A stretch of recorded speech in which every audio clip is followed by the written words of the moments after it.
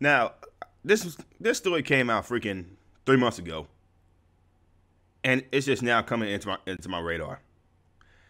That's how much some certain mainstream media outlets want to make sure like nobody sees like false false freaking narratives that this organization is pushing.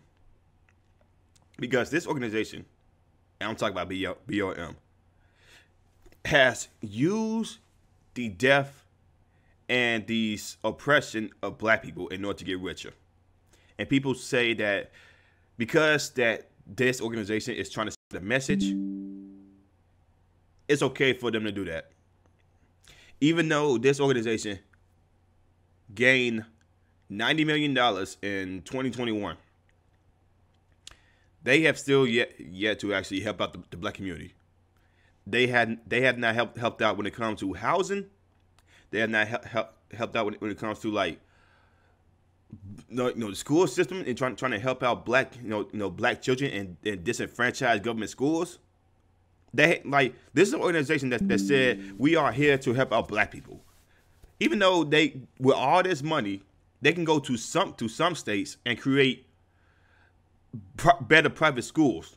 But because the leader, Patrice Cullors, came out and said that she is a trained Marxist, and if you accuse her of her miraculous spending of that money that was supposed to be used to help out disenfranchised black communities, you are a sexist and you are a racist. And if you're a black person, then you're a sellout, you're a coon, you're Uncle Tom, you're a Sambo Tom, which you should never go against what we're doing here, even though this organization does not do anything for black people. But if you try to tell the most hardcore pro-black person, I'm using that in quotations, if you would show them all the evidence, where that money is actually going, not helping out no disenfranchised black communities, they would say like you're wrong and you don't think Black Lives Matter, which is a atrocious sentiment that they want to say about you if you don't support this organization. Just because we won't support the organization does not mean we won't support the people. That's one thing that a lot of people do not get. So you don't see what I'm talking about here. I'm talking about this little story from Fox News that states BLM transfer millions to Canadian charity to buy mansions formerly owned by the Communist Party.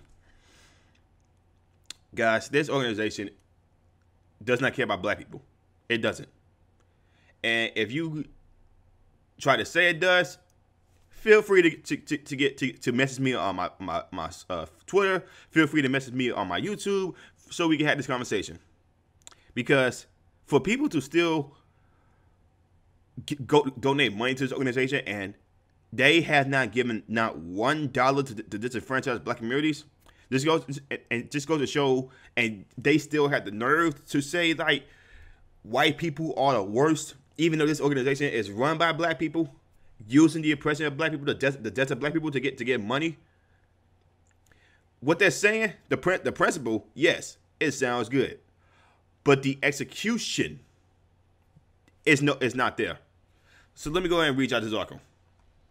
Black Lives Matter. BLM moved millions of dollars to a charity in Canada run by the wife of co-founder Patrice khan-cullors to purchase a mansion that used to be the headquarters of the Communist Party of Canada. According to public records reviewed by the New York Post, N4BJ, which is a nonprofit based in Toronto that was set up in part by Janaya Khan, bought the 10,000 square foot mansion for $6.3 million in July 2021. Again, this all happened last year.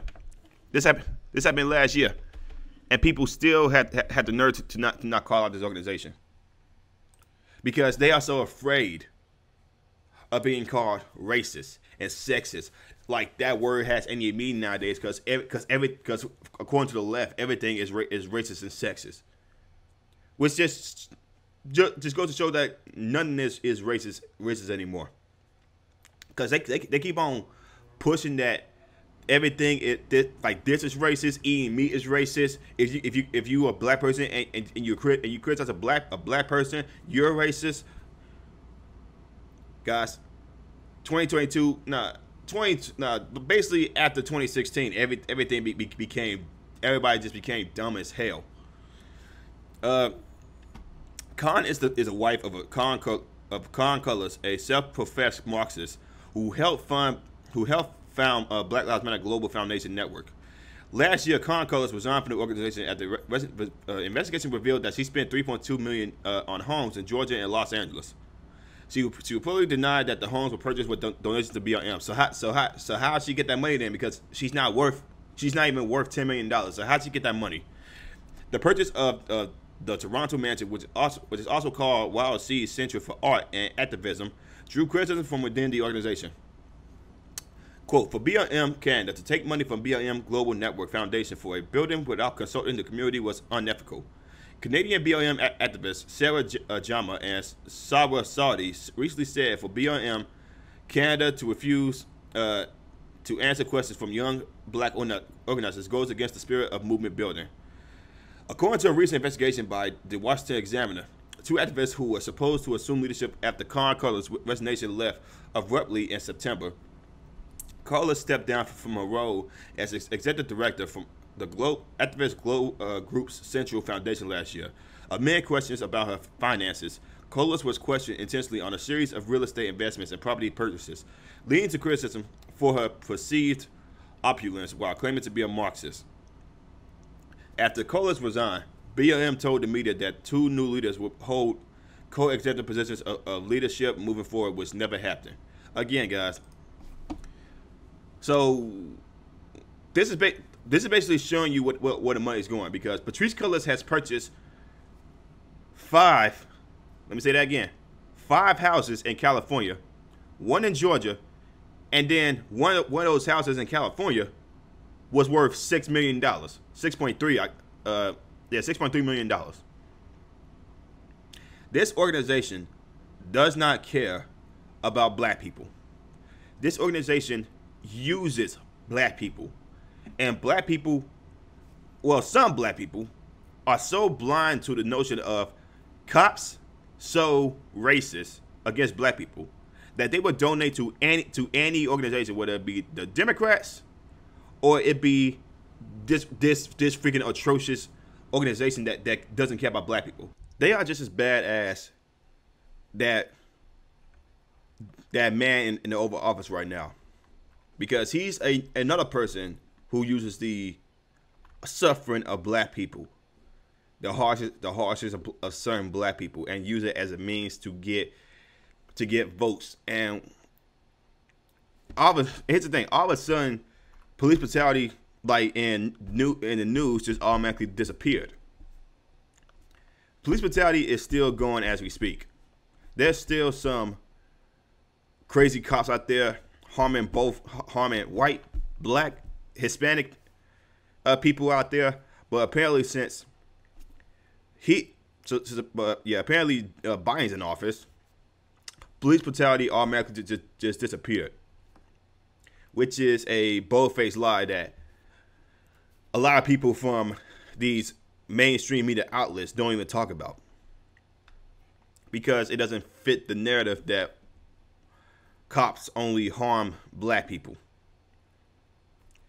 And then, like I said, man, this organization, and the Democrats, Republicans, they don't really care about the, they don't really care about the black community. It's just the black vote that they care for. I can't even say that for the Republican Party for real, because they say they want the vote, but they don't actually reach out to people to get the vote. So that's one thing that they have a major problem of.